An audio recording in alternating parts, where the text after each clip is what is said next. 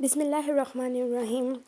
میں ایک مرتبہ ابو ہریرہ رضی اللہ تعالی عنہ کے ساتھ مسجد کی چھت پر چڑھا تو آپ نے وضو کیا اور کہا کہ میں نے رسول اللہ صلی اللہ علیہ وآلہ وسلم سے سنا تھا کہ آپ صلی اللہ علیہ وآلہ وسلم فرما رہے تھے کہ میری امت کے لوگ وضو کے نشانات کی وجہ سے قیامت کے دن سفید پیشانی اور سفید ہاتھ پاؤں والوں کی شکل میں بلائے جائیں گے۔ تو تم میں سے جو کوئی اپنی چمک بڑھانا چاہتا ہے تو وہ بڑھا لے، یعنی وضو اچھی طرح کرے۔ انہوں نے رسول کریم صلی اللہ علیہ وآلہ وسلم سے شکایت کی کہ ایک شخص ہے جسے یہ خیال ہوتا ہے کہ نماز میں کوئی چیز یعنی ہوا نکلتی معلوم ہوئی ہے۔ آپ صلی اللہ علیہ وآلہ وسلم نے فرمایا کہ نماز سے نہ پھرے یا نہ مڑے جب تک آواز نہ سنے یا بول نہ پائے۔ نبی کریم صلی اللہ علیہ وآلہ وسلم سوئے یہاں تک کہ آپ خراٹے لینے لگے، پھر آپ نے نماز پڑھی۔ اور کبھی راوی نے یوں کہا کہ آپ صلی اللہ علیہ وآلہ وسلم لیٹ گئے، پھر خراٹے لینے لگے، پھر آپ صلی اللہ علیہ وآلہ وسلم کھڑے ہوئے، اس کے بعد نماز پڑھی۔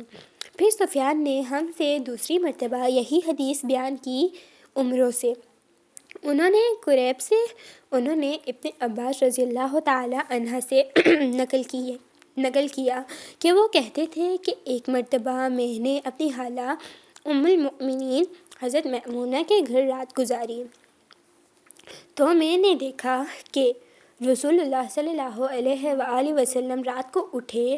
جب تھوڑی رات باقی رہ گئی تو آپ صلی اللہ علیہ وآلہ وسلم نے اٹھ کر ایک لٹکے ہوئے مشکیزے سے ہلکا سا وضو کیا۔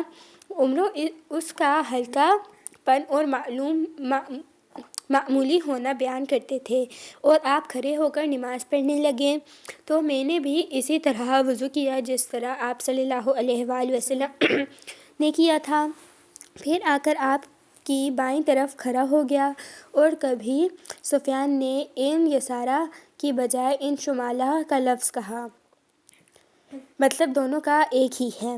پھر آپ صلی اللہ علیہ وآلہ وسلم نے مجھے پھیر لیا اور اپنی داہنی جانب کر لیا، پھر نماز پڑھی جس قدر اللہ کو منظور تھا، پھر آپ لیٹ گئے اور سو گئے حتیٰ کہ خراٹوں کی آواز آنے لگی۔